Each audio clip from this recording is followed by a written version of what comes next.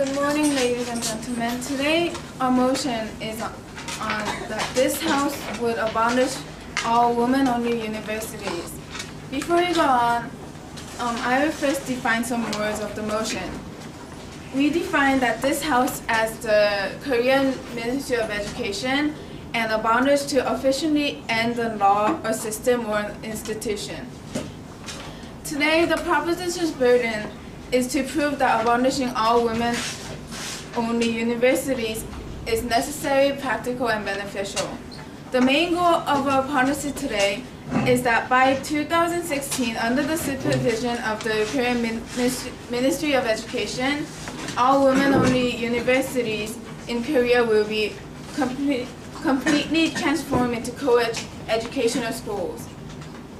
As the first speaker, I will elaborate on our policy and introduce our first need, and our second speaker, Daewon, will explain our other needs and practicalities, and then our last speaker, Seung-jae, will sum up our debate. Now, I will elaborate on our policy.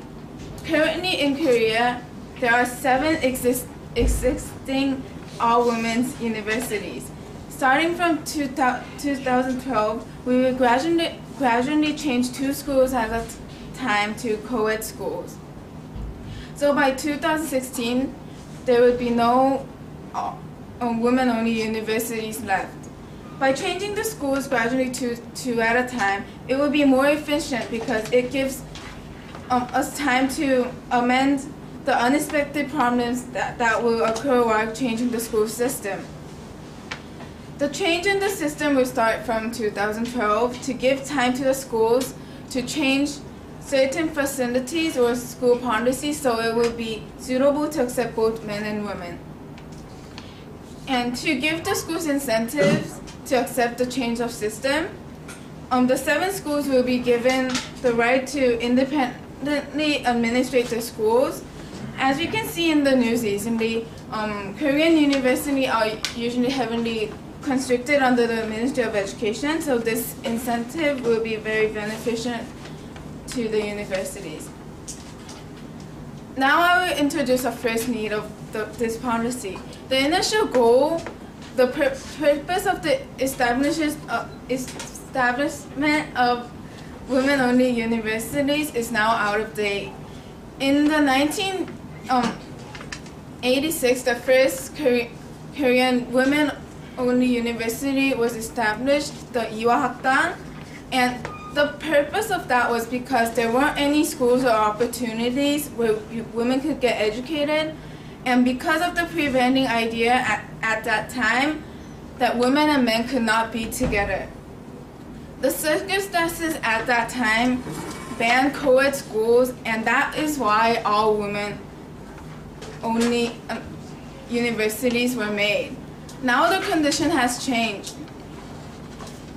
Women have almost the same opportunities as men and are to compete and study with men side by side together. In June 2006, St. Hilda's, the last all-women's college at Britain's Oxford University, voted to admit both men and women and ending a more than century-old tradition. The principal of St. Hilda stated that now that women can apply to any other colleges, St. Hilda should move with the time and build on a new focus for the 21st century. Like this example, we should change with the time too. What we should do now is move forward as an integrated society and abolish all women-only universities, not step backward in time by segregating the sexes. Now our second speaker, Daewon, will explain on our other needs and practicalities. Thank you.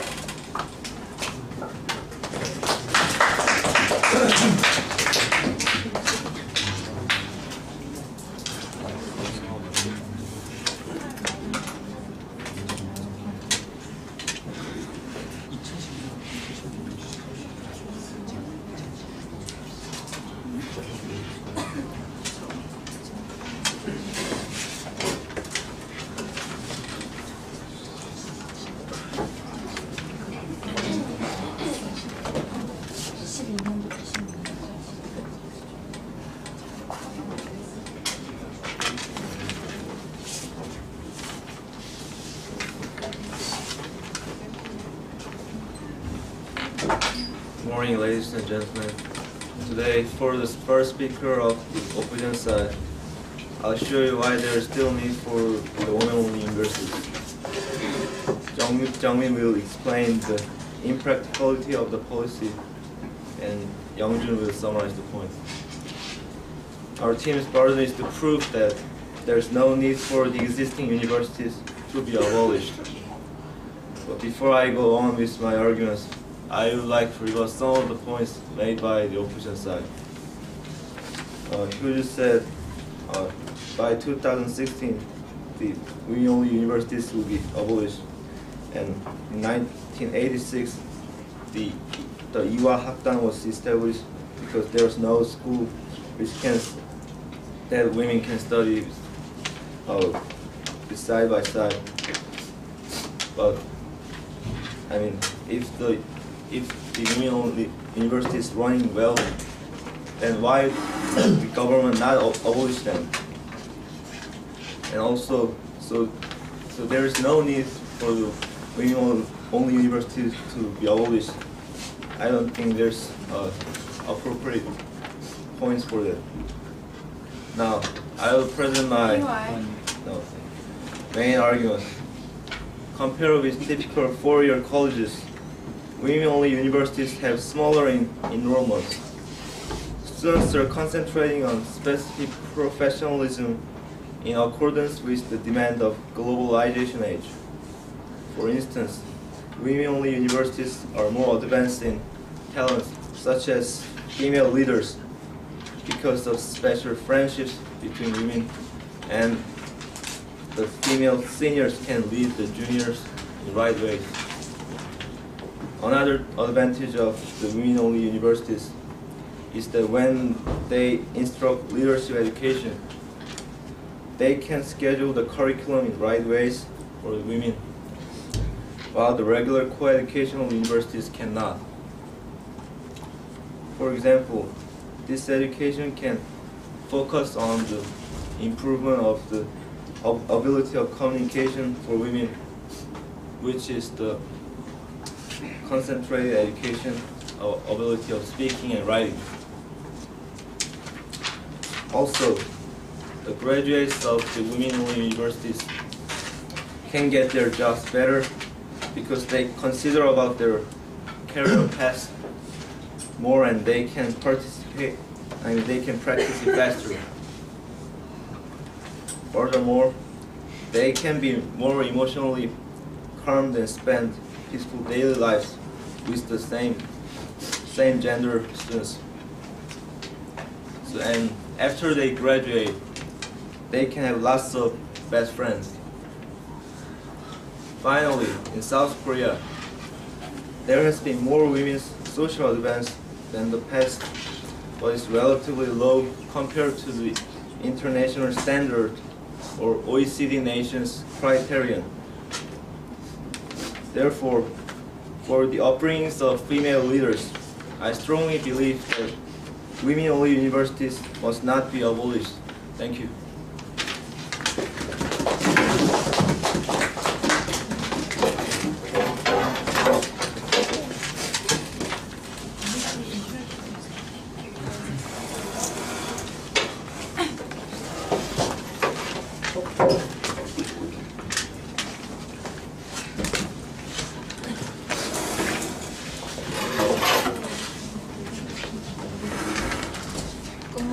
Ladies and gentlemen, as the second speaker of the pro side, I would resume our arguments about our policy. The first speaker has explained our policy and the need for the policy.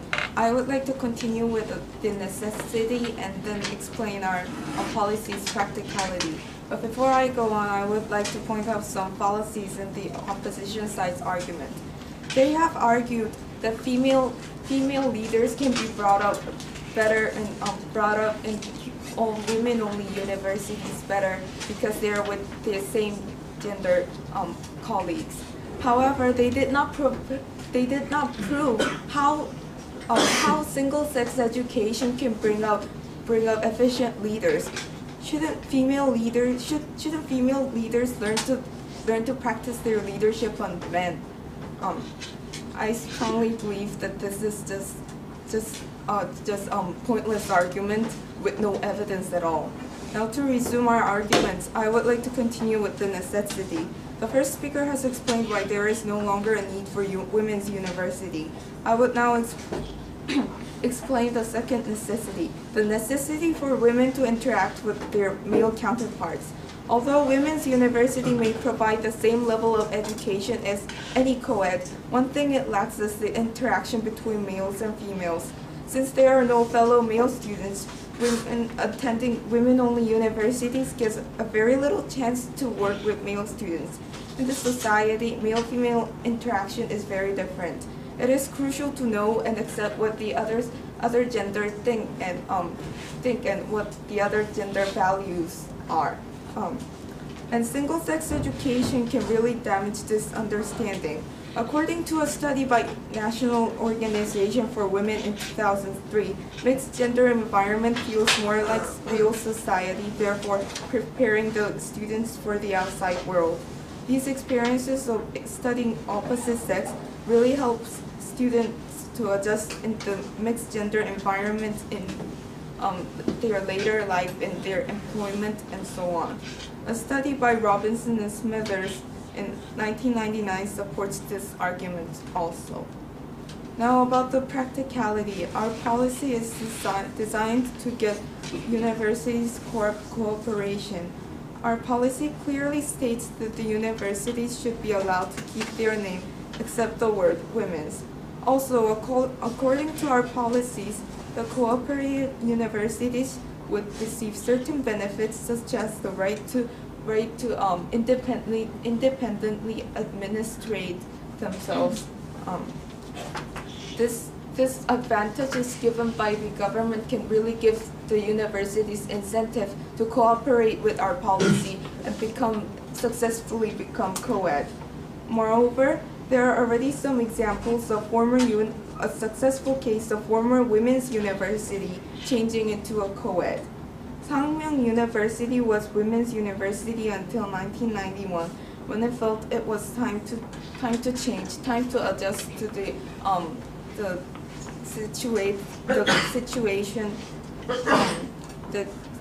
situation of the world, and also Sejong University was women's university. Before 1978, it was called Sudo Women's University, and now it is among the good co-ed schools, co-ed universities in Korea. Then, as Hyoju mentioned, there's the trend in the other countries to change women's universities into co-ed, such as St. Hilda's College in UK. The trend of changing single-sex institution into co-ed is all around the world because there is no necessity for all women-only universities now. Therefore, the proposition side strongly believes that since there is no need for single-sex education, especially women's university anymore, we strongly believe that that this policy should be passed, and the world should provide more equality and interaction between males and females. Now, later, Sinja will sum up our arguments. Thank you for listening.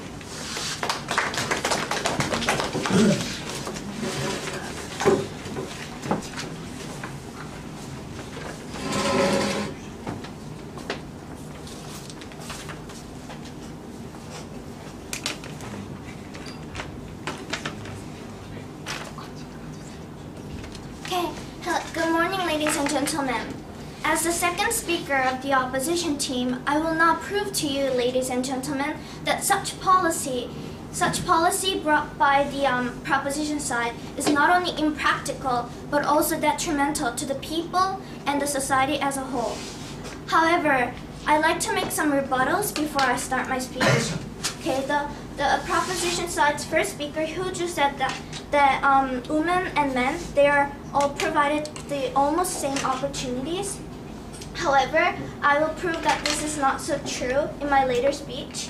And also, Haejun said that women should practice their leadership on men, And because women-only universities should be abolished because the lack of gender interaction.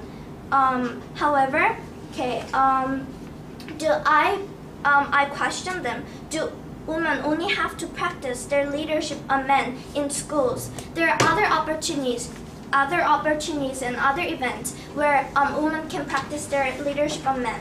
Okay, so all women university students, this is not true when they say all women university students cannot get in touch with male students, because almost all female students have cross-registration with nearby colleges and universities where they can interact with other men. Okay, moving on, I will now continue on our team's argument, starting with the impracticality of such policy. What the proposition side is suggesting here is that the Ministry of Education will force all women-only universities in Korea to change them into co-ed universities. However, this is just an absurd idea.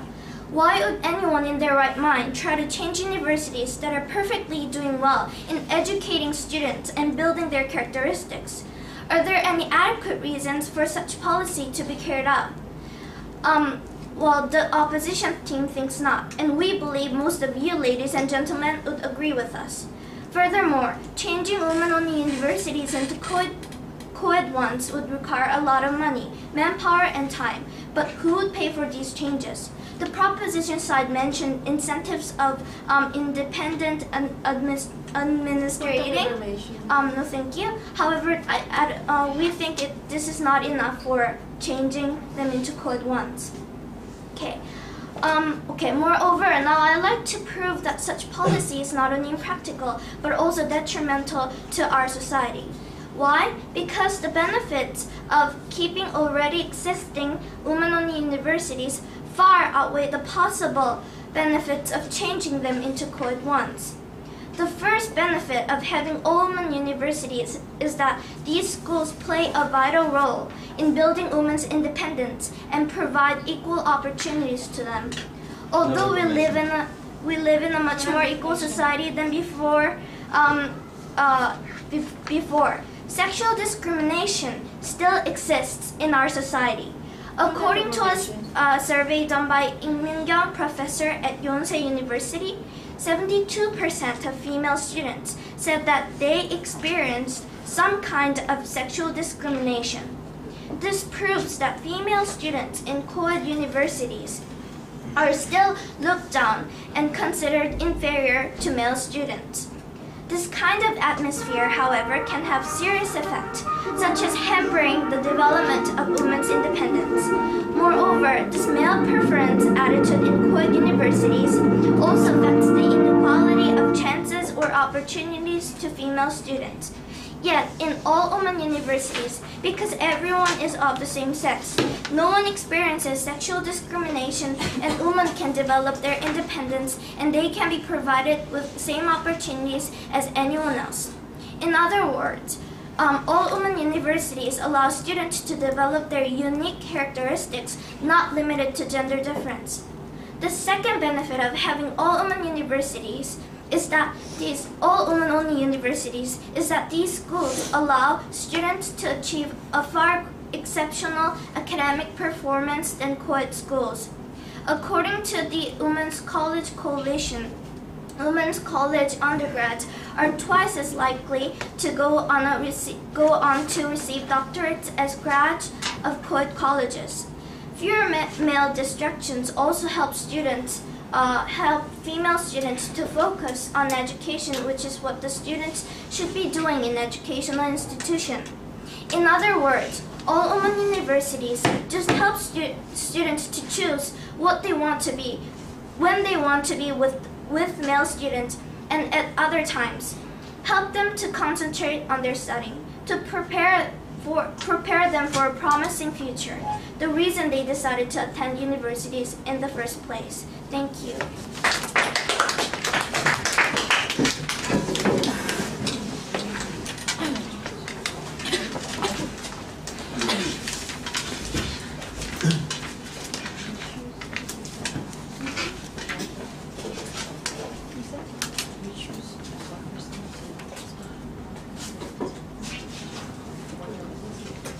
All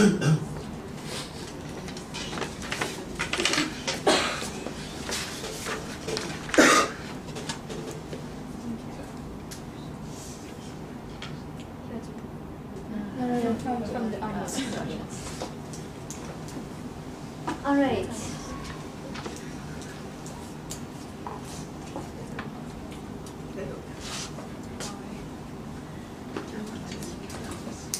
Prop. And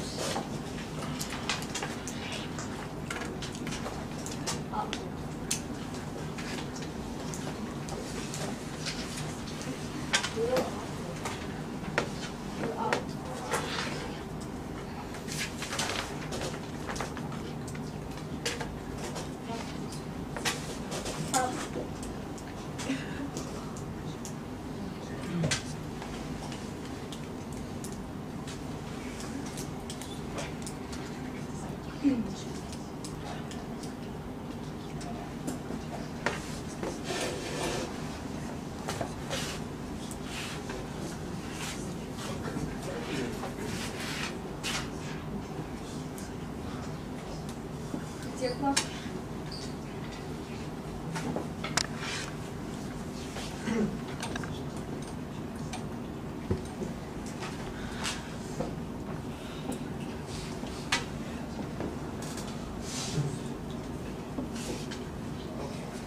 So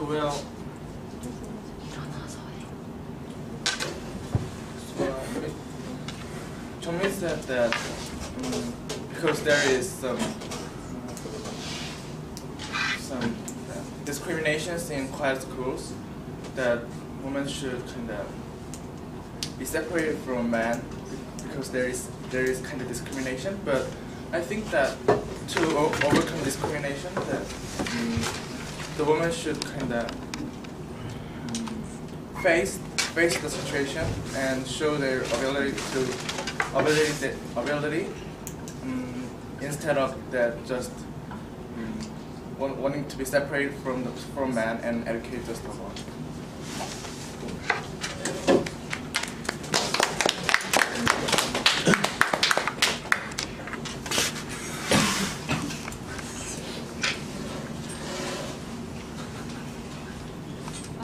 By keeping women-only universities, women can focus more on studying, and there's no distraction from studying because only women are in those universities, and there's no need for spending money on this policy because they're doing perfectly well, and they're just assuming that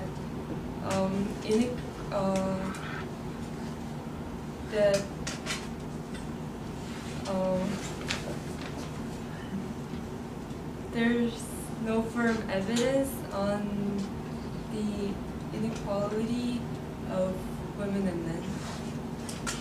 Thank you.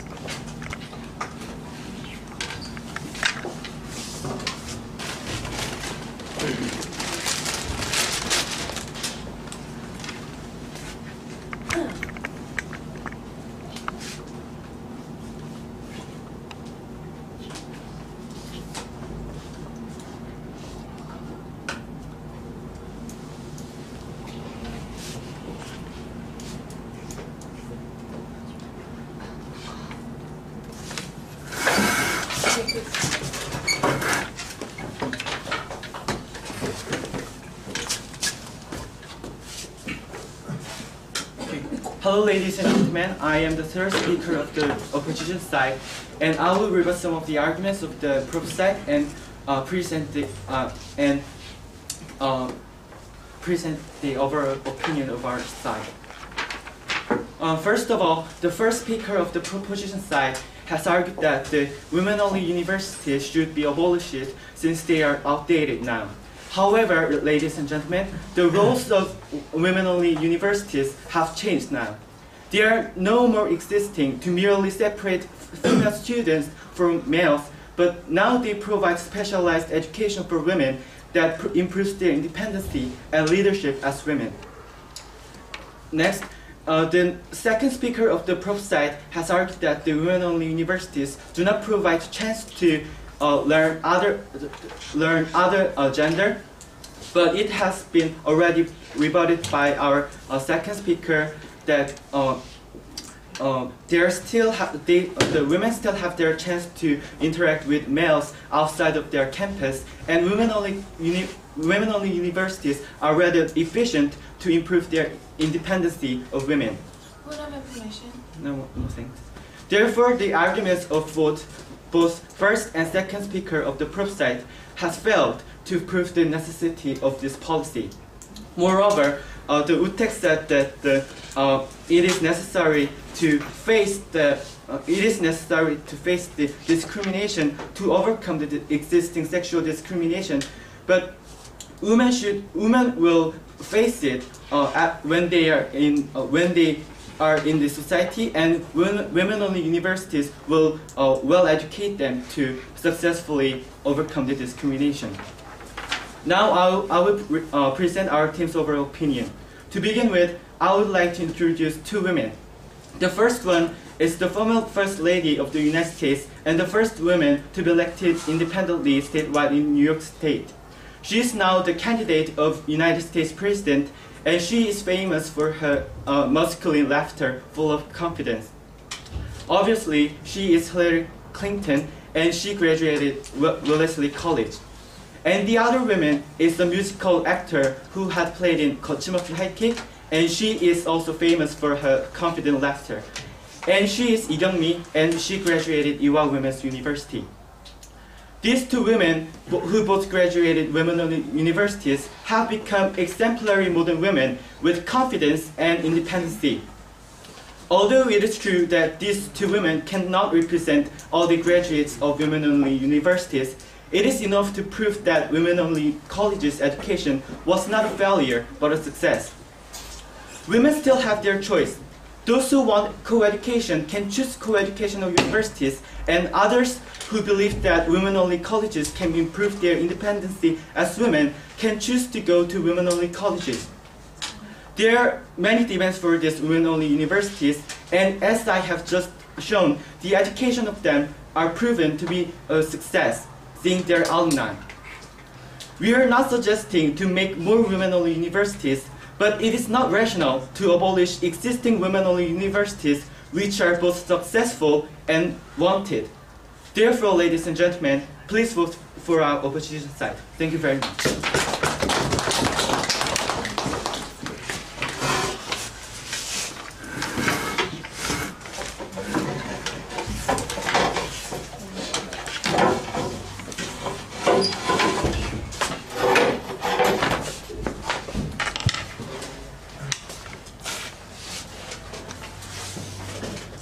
Hello, ladies and gentlemen. What have we seen in today's debate? The opposition has said that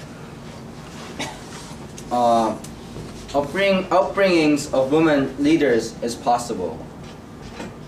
The opposition has said that women will face the discrimination in societies, so why hurry?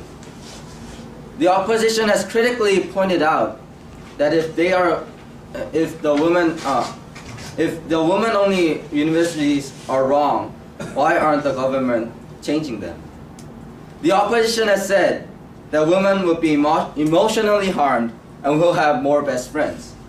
The opposition has said that women will be able to practice independence upon themselves. The opposition has failed. The opposition fails because a true leader is brought up with experience and skill. The opposition may presume that with women-only universities, they can work together. However, they have to face the situation, as Wutek has said. The opposition fails because women can also have best friends in co-ed co-ed universities. The opposition fails because they mentioned that there is no need to abolish the women-only universities because there is no need to keep them.